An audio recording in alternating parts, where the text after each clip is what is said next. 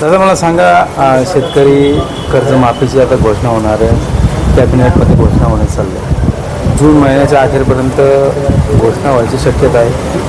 तुम्हाला काय वाटतं?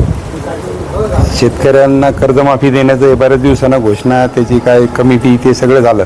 आता आचारसंहिता संपल्यानंतर कर्जमाफी होणार आहे. कर्जमाफी कधी होणार? आचारसंहिता संपल्यानंतर. आचारसंहिता संपते कधी? 22 जूनला. 22 जून नंतर आम्हाला कर्जमाफीचा फायदा का होणार?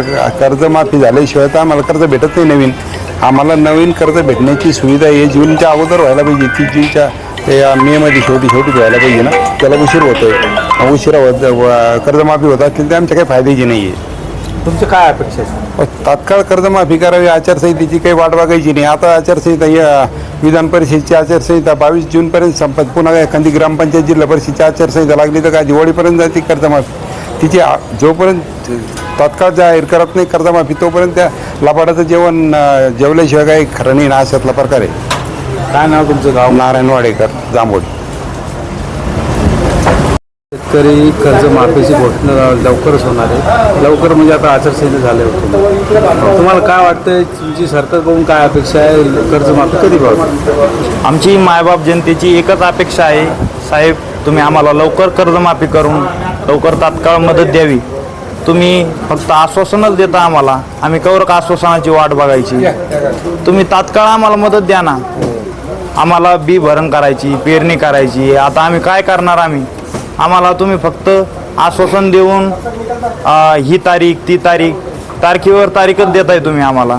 तुम्ही आम्हाला तात्काळ मदत द्यावी, हीच आमची शेतकऱ्याची मायबाप जनतेची मागणी आहे. बस एवढंच बोलतोय मी. काय नाव तुमचं? गाव कुठलं? अक्षय सुभाष घुले, राहणार माली पिंपळगाव, तालुका जिल्हा जालना. मला सांगा, कर्जमाफीला घोषणा होणार आहे शासनाची.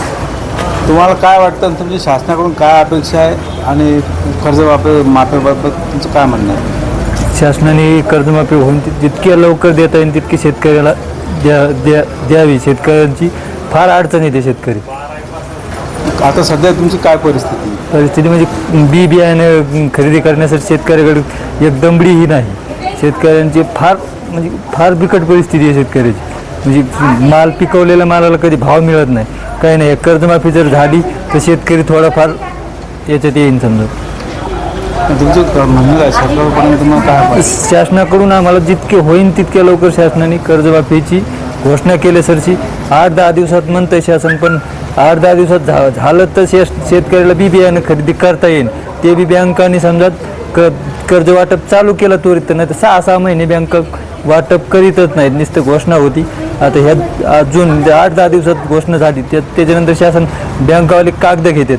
शेतकरी बँकेत चक्रा मारू परेशान होते. 3-3, 4-4, 6-6 महिने लागते एक प्रकरण व्हायला.